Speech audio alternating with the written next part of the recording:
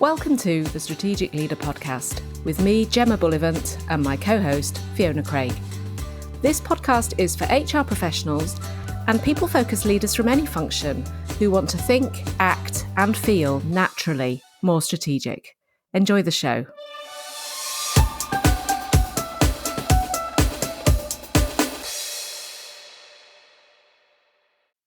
Hello, and welcome to another episode of The Strategic Leader. Hello, Gem. Hi there, Fee.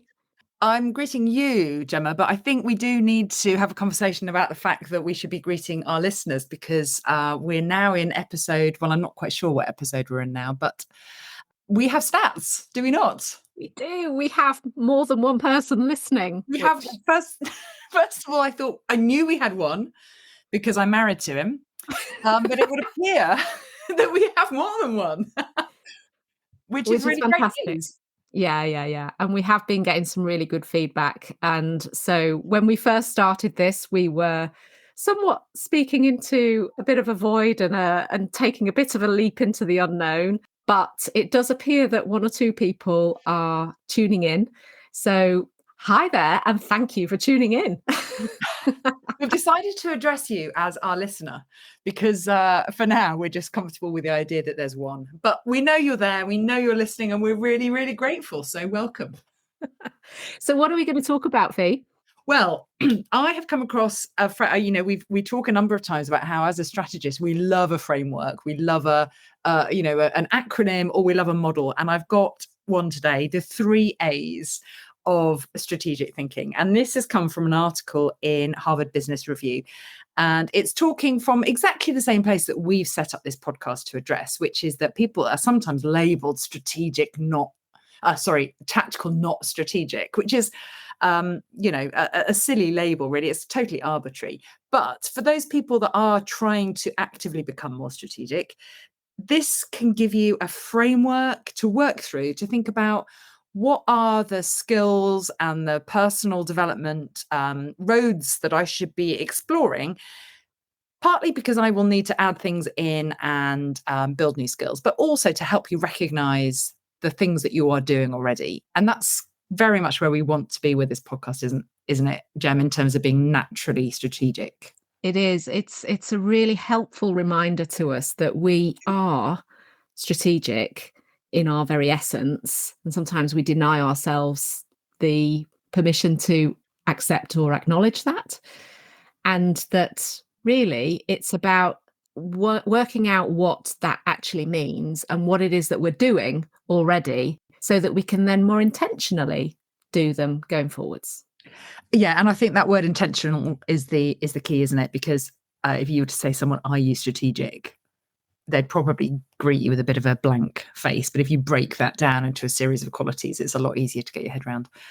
So I have a model which with a snappy title of the 3 A's. Oh. And as we will probably discuss many times, sometimes these words don't ring meaningful or true to you, but just take the idea or the shape of them. And if you want to label them as something else, then please do. So this model has got 3 elements to it. And the 3 A's are as follows. Acumen. No, it's a great word, isn't it? Which is basically, how do you think? So number 1, acumen, how do you think? Number 2, allocation, which is how do you plan? How do you plan and use the resources? And number 3 is action. What do you actually do? So those are our 3 big headings. And within those 3, we've got a number of ideas. And I truly think that as we go through, you will be able to recognize those things that you are currently doing and currently quite strong at, and those things that perhaps need a bit more thought, a bit more intentionality, and a bit more work. That sounds great. So let's dive in then with Acumen. Tell us a little bit more about what the article suggests on Acumen, and then let's explore it a bit. Sure, absolutely. So Acumen has got kind of 3 elements to it, and they sort of go in order. The first of which is context awareness. So how aware are you of your internal context at work? So this will be things like the values of your organization, the culture of your organization, the way we behave around here, the way we get things done, and then also external context. So what is the competitive environment? What's the economic environment? What are our regulatory requirements? So having an awareness of the context that you're operating in, both internally and externally. So that's the first one, building a contextual awareness. And you can do that through trade press. You can do this from industry shows. You can do this from following relevant people on LinkedIn or other social media. You can do this from reading kind of strategic documents or annual reports. There's lots of different ways that you can build this contextual awareness, reading the news even. I mean, just understanding the economic environment we're in is one of the key things. So it sounds a bit like we're trying to get an understanding of the current reality and any kind of also understanding of where that current reality might be leading towards as a business. Absolutely, it is the reality. And when you say leading towards, that's a really great setup, I might say, because that takes us very nicely into the second of the three things within Acumen, which is using that context to develop some insight. So basically, what does that context mean? Given this environment on the outside, given this cultural significance on the inside, whatever it might be, what does that mean for us trying to move forward? So it's making some meaning of what you've learned with the context and bringing some insight. What this means is, so if we are looking at an environment where we have increasing wage, if we have wage inflation, say, we know that that's the case. What does that mean in terms of how we approach pay rises internally or bonuses internally this year? Using that context to inform the decisions that we're starting to think about on the inside. Or if we know that there's a talent shortage in one area or another, what does that mean in terms of how we start to think about building up our bank of developers or our bank of salespeople? This sounds a bit like the so what of our favorite my favorite model of what so what now what, which if you haven't heard us talk about that is definitely in one of our previous, I think it's in our very first episode. I feel a t-shirt coming on for that one, sweetie. Yeah, absolutely. The so what, which is, okay, so the first thing that we do is we determine what is going on, but then we actually spend some time figuring out and why is that relevant, important, or something that I should spend my time thinking about and looking at. Yeah, absolutely. That's great. And then actually the third one within Acumen, how we're thinking, is around how we take that meaning, that so what, and turn that into innovative thinking. So that gives us our now what. So what are we going to do as a result of it? So actually I love it. I love it when a model comes together. So yeah, how we're thinking, contextual awareness leads to insight, which leads to innovative solutions to the problems that you've identified. So how do we use the insight that we've gained to then come up with really clever solutions? And we want to be challenging ourselves to say, am I truly confident about the context that I'm working in, particularly the external context? Am I confident that I know what our market is doing or I know what our region is experiencing? Am I really pushing myself to be able to talk confidently on that subject? And if not, what can I do to get that information? Am I taking what I've learned and going, okay, so what does that mean for us? What does that mean for people in our situation? And then how can I use that to solve the problems that we're facing with? So those are kind of questions we can ask ourselves to say, do you know what? Some of these I'm doing, some of these I'm all right at, and others I'm going to need to spend a little bit of time thinking about how I can do it more intentionally or get some support on them. Well, that is fantastic, because if at the start of this, you'd said to me, do you feel, Gemma, that you have strategic acumen? Because that's the sort of thing I say to you all the time, isn't it? Of course. You have strategic acumen. Yes. But yeah, that feels like that feels kind of a bit out of reach. That feels a bit complicated, clever. That feels like you're asking me if I'm intelligent, because the word acumen, you have already said that these words are somewhat in order to fit into a nice, neat 3A package. Yes. But the idea of acumen sounds a little bit big, doesn't it? But actually, what you've just described, in my simplistic terms, is the what, so what, now what framework. Yeah. Have you trumped my model with one of your own? Possibly. But that makes me feel like, okay, no, I get what so, what now, what. Mm. Therefore, I do tick that Acumen box. And that's a perfect example of naturally strategic. You just didn't quite figure out that you were, because some people like me use very clever words. And some people like you use much more straightforward words. And actually, we're talking about the same stuff. Yeah. So Fab. we will have these resources and these skills within us. We perhaps just don't know what other people call them. I Perhaps think that's they mean great. something else. So, I think that's great. Shall so we move on then to yeah. allocation? Allocation. I mean, this is another utterly random word if you think about it, but this is about how you plan. So thinking about the first thing, so three elements within here. The first of which is, how do you focus resources? So resources are always finite, right? So time being a really obvious one, money being an obvious one, but you might also be thinking about how many FTEs you've got, or how many project managers you've got, or some other kind of resource, how many training positions you've got, or how many laptops you've got, or anything. There are going to be resources that are finite. And so thinking about how you allocate resources and how you plan to put them in the right place is something you can spend a bit of time thinking about. Are you spreading it all too thin? Are you kind of hedging your bets and covering everything, but covering everything too thin? Or are you thinking confidently about, this is where best to place my resources? And that links very closely to the second one, which is around decision making.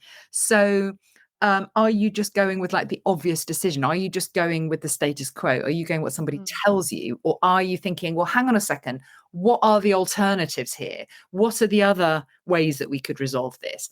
And what would that mean about how we would allocate our resources? Bearing in mind that once you have alternatives, you have trade-offs. So what are the risks of this approach versus that approach? What are the trade-offs of maybe time over money of the alternatives? Because once you are able to think in those terms, you can put this information on the table and discuss it. So you can say, well, the value of doing A is that it works for us in terms of cost, but the trade-off is maybe around quality or timing. And just getting that on the table, because any solution you're going to want to have all the time in the world, all the quality in the world, and all the budget in the world. But that isn't real life, is it? So being able to discuss those trade-offs and the attendant risks that come with putting your resources in specific places, rather than just trying to hedge your bets and cover all your bases and possibly miss all of your targets. And that's making me think of that key aspect of strategy around, it's as much about what you don't do as what you do. Yeah. In terms fire today. It was Yeah. Yeah, very much so. Very much so, because we can't do everything, right? So it's about, well, which ones are we going to do? Yes. And sometimes reaching that decision is one of the hardest parts of the whole thing, isn't it? Because it's really actually quite hard sometimes to deprioritize something, because typically we've got lots of urgent needs, important needs, or fantastic ideas. And how do you kind of grapple with the idea of actually not doing some of those because we literally don't have the resources to do all of them? Yes. And that whole kind of idea of thinking about the allocation, thinking about the resources that we have available, thinking about the people we've got, the bandwidth that we have, the time that we've got available, maybe the budget that we've got. Yeah. And then thinking about some of the risks of doing things or not doing things can really help us reach the decision of what to do and what not to do in terms of that prioritize and deprioritize. Yeah, very much so. And that takes us on to the third part of allocation, which is something I must admit I had not really thought about, but it's really interesting, which is competitive advantage. So one of the definitions of competitive advantage is the configuration of resources that creates value for customers. So say that again. Say that again. Sorry, too many clever words in one sentence. Configuration of resources creating value for customers. So how you put your resources together that creates additional value for, well, customers, but also I suppose it could be other stakeholders. So it could be for staff, it could be for shareholders. So what is the best combination of those resources that's going to really deliver additional value to those key stakeholder groups. Yes. Certain combinations of time or money or manpower or or budget or training, certain combinations are going to have more value than others. Looking at that decision making, looking about the allocation of resources, and consciously going, what are the alternative routes we could take, and what's the value that each of those is going to generate? Because some of those are going to give you a competitive advantage and some aren't. So the 2 points that came after the first description of allocation was about ways in which you can decide what to do with your allocated resource. In other words, you've got the risk of doing it, not doing it, and sort of, that factor on the one hand, but you've also got the value of doing it or not doing it. And that helps to decide which goals to focus on, which initiatives to go ahead with, and which to deprioritize. Yeah, absolutely. And that's just made me think of kind of one of my favorite kind of strategic questions or sections I would put if I was trying to put a document together, a proposal or something together, and I wanted to persuade people to a way of thinking. One of the things I would include is, what is the impact of not doing this? So this is this idea about thinking about the trade-offs and thinking about the resource and say, okay, well, you could say we're not going to invest some cash or some time in this, but not doing that is going to have an impact. And that still needs to be one of the options as well, which may help you move to the thing that you're trying to persuade people to do. If I'm not tying myself up in knots. So just being able to not necessarily accept, oh, okay, this is the way we always do it, or this is the way I've been told to do it, or this is the way it looks like we're going to do it. But just consider the alternatives, consider alternative allocations of resources, and consider the value or the impact that those particular combinations might have, is this strategic skill of allocation. And you may already be doing some of this stuff. Now, I have the benefit of seeing Jem on screen here, and you're looking very quizzical. What's going on? What are you thinking? Well, it occurs to me that what we sometimes fall into the trap of is getting really caught up in a fantastic idea or a fantastic initiative. And if we haven't considered whether it's of value or benefit to the customer, which clearly there's either an external customer to the business, or in the case of HR, often the customer is the employee or the business itself. We sort of get so wrapped up in how good the idea is or the initiative is. If we haven't connected it to whether it's of value and going to be useful and create an outcome that's going to be worthwhile, it doesn't matter how good the initiative is if it's not going to give the benefit that's needed. And I feel, on the one hand, how plainly obvious that is as a logic. And then on the other hand, how many times over my career I've probably fallen foul of what you're just describing, which is you just get wrapped up in an idea of this is going to be a fantastic way of organizing a particular aspect of the HR offer. And really, we needn't do it because it's not actually something that people are going to value. I'll tell you a really good example that I think is quite tangible is when you look at benefits in an organization, employee benefits. Yes. And we can sort of say, we could have this kind of private healthcare, and we could have dental, we could add optical, we could enhance this, we could do that. And there are so many things we could do to create what could, on paper, look like an absolutely gold star benefits offer. But if we've completely disregarded what employees might value, they might actually want another day's holiday, or they might want something else, and they may not particularly value an enhanced private healthcare. And so that disconnect, I think, is what we're talking about here, which is actually understanding the value and the benefits of doing something and the risk of not doing it, in relation to something like enhancing or reviewing your suite of benefits that you offer in the business. Yeah, absolutely. We can get very stuck on an idea that we've had or that we've bought into, And that can stop us seeing alternatives that may be of equal or greater value or equal or lower cost, for example. So this idea about allocation, so how you focus your finite resources, how aware you are of what you've got and where it is, how you use that to inform your decision making and your decision making based on trade-offs, risks and benefits. And then the benefits then takes us to the third bit, which is competitive advantage. How can you use those to consider, well, we're always trying to look for competitive advantage for some stakeholder group, either customers, internal customers, or whatever. So this idea of allocating resources, how savvy are you with resources? I suppose how you plan what's people's time, how you spend the money is a core strategic skill. And some of this stuff you will already be doing. So thinking about, how do I show up? How do I handle resources? You might be a genius about it. You might already be really good at some of this stuff. You just hadn't thought of it in those terms. So that's allocation. We've done Acumen, we've done allocation, and we've got action left. Fab, yeah. So the third one, action. Yes. Which is getting on with it. Yes. Getting on with it. I have a postcard on my wall next to my desk, which is one of my favorite professional mantras, I like to call it, which simply says get shit done. And this one is all about literally getting stuff done. And so we talk about strategic versus tactical. Well, what we should be talking about just strategic and tactical, because the tactical is the getting shit done.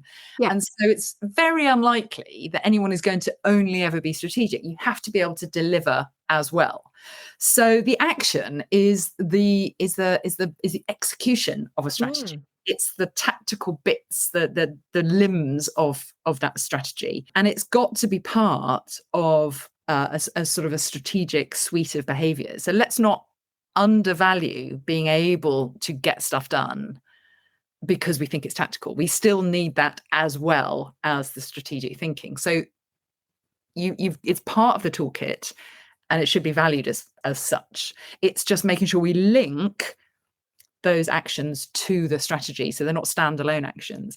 But within action, so we've got 3 elements within action. So these are things that you can consider how well you show up. And the first one is simply about collaboration. How well can I firstly work and get on with other people, get them on side, influence them, but also understand their point of view, understand what's important to them, understand their objectives, what they're trying to achieve. So it's kind of having that all-round view of other people, so that I'm not just coming at this through my lens, through the eyes of my department, through the eyes of my team. Collaboration comes from having empathy with other people's point of view and understanding that they may bring something different to the table, which is probably of value. So that's the first one around action, is how well you collaborate. So again, this may well be something that you're already very strong at. And if not, then thinking about not just how can I bring other people in, but how can I understand what the world looks like from their point of view as well, what's important to them, what their goals are, and how they like to go about getting stuff done. So it's already going a bit further than my assumption when you started describing action, which is what we're doing. It's actually more how we do it as well. Yes, because I guess this is a sort of behavioral framework. It's how we show up as much as what is the stuff that's being done. But these ones are particularly in relation to how stuff gets done. So collaboration is the first one. Second one, execution, which is quite straightforward, really get shit done. And I would imagine that most people are pretty good at this. Well, I say that, actually, that's one of my weak points. As a strategist, I have been often in a lucky position. I say lucky, I don't know if it is lucky, in the position of being focused more on strategic thinking and less on getting stuff done. And that is a weak spot for me, because strategy with no execution is hot air. So we really do need the execution, and many people are very, very good at executing elements of a strategy. Well, I have a really strong driver for getting stuff done. JFDI is my version of Myers-Briggs, because it's my preferred 4-letter acronym, because I do think that JFDI really just sums up a lot of how I've approached work in general. In the interest of inclusion, do you think there's anyone listening who doesn't know what JFDI stands for? Just do it. Thank you.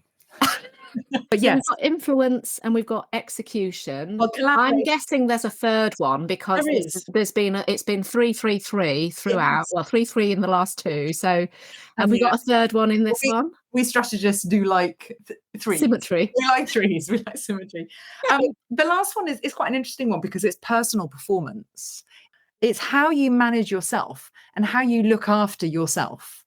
Because I think we all know that people that seem to be in charge of themselves, who are able to bring some level of emotional regulation, some level of time management, some level of going, when is enough enough? I'm going to switch off and take some time off and step away from this and then come back to it. Some level of self-care to the table are the people that actually we admire as being quite professional and therefore potentially quite strategic, as opposed to the people that we see running around like headless chickens, trying to get stuff done and actually just running themselves into the ground and not being able to take a step back and go, hold on, what needs to happen here? Probably what needs to happen here is that I need to take a lunch break and then come back to this slightly fresher. Or I need to have a proper weekend and I need to rest before I think about it. So there's some element here of how you are able to manage yourself that shows up as a strategic skill. And this one was really interesting to me because I hadn't really thought about it. But if you've got someone who is caught up in an emotional response to what's going on around them, they're unlikely to be able to detach and say, hold on a second, let's zoom out, look at the big picture, which, as we've discussed before, a key strategic skill. If you're caught up in because you're tired, because you're hungry, because you're stressed out, you're overworked, you're burnt out, you need a holiday, you need a break, you're trying to please everybody, all of these ideas, if you're not able to go, hold on a second, are we going down a rabbit hole here? Are we using our best thoughts here? Do we need to take a break and zoom out and go, what is needed at big picture level rather than getting tangled up in those weeds? Yes. Those are the skills that will support strategic thinking, is being able to zoom out and recognize when something needs to be addressed rather than just getting continually caught up in the weeds. Yeah, I think this is it's so interesting because I think this is one that's undervalued or underplayed an awful lot. I see this one as an enabler to the first two, because in order to be able to impact, influence, ensure that whatever it is that you're doing lands well, and you convince people to collaborate and all of that, and in order to execute, get it all done, get it sorted, you actually need the enabler, which is you being in a fit and healthy and the right mindset and having that capacity to operate effectively. I often use the word capacity when I'm sort of working with coachees, because capacity actually is often at the root of so many things, so many issues, so many challenges that we experience, because it's not that we don't have the skill to do it, it's perhaps that we haven't got the capacity to apply that skill, and that often gets in the way. So I love that. Yes. I think you're absolutely right. It's a good way of looking at it. That is an enabler. Being able to objectively look at, how am I showing up? Am I showing up like a headless chicken in this meeting? Am I showing up as somebody who's going, okay, I recognize that I'm a bit stressed because I've just been in a difficult meeting. Who else needs to take 5 minutes before we start discussing this big, heavy topic, for example? I mean, it could be something as minute as that, because probably someone else in the room would appreciate that too. Or even small things like doing a check-in before you actually start the conversation, if you're in a meeting or a conversation with somebody. But just being able to recognize, what do I need in order to bring my best self to this piece of work, is a strategic thought, because you're thinking big picture. I love it. And that fundamentally is strategic. Great. So there we have our 3 A's: Acumen, how you think. Yes. Allocation, how you plan. Yes. And action, what you do. Well, I challenge our listener yes, our one listener to not feel able to tick some of those boxes as something that you already do, and that perhaps with some more intention and some more conscious thinking, or some time just taking a step back and looking at what you want to do and achieve in the next meeting, or in the next month, the next year, whatever the time frame is, how you can intentionally do a little more of all of those things to up your strategic game.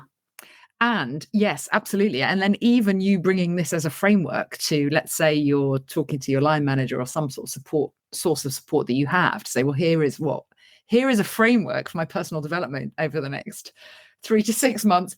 Even that looks strategic. The fact that you have a framework. Absolutely. Whether you call it the 3 A's, or whether it's the what you think, How you plan and what you do. Yeah. But it's not quite as snappy, is it? No. But probably. But I'm still a little bit scared by the word acumen. So, is there not contact lenses called Acumen? Well, I have a very hate relationship with contact lenses, but that's another story for another day. That's on the podcast. Fantastic. Thank you for bringing that to this podcast. I hope that you've found it useful and a nice context in which to sort of think about becoming a better strategic thinker, which I think was the strap line in the article. Yeah. Thank you for listening. Thank you for joining us. Thank you for your comments that you've sent in. We really appreciate them. I feel like a real podcast host. I can say the words. I feel like a real podcast host when I say thank you for your lovely, lovely comments. Thanks from me too. That's all for now. So we'll be back again very soon. Thanks again. See you soon.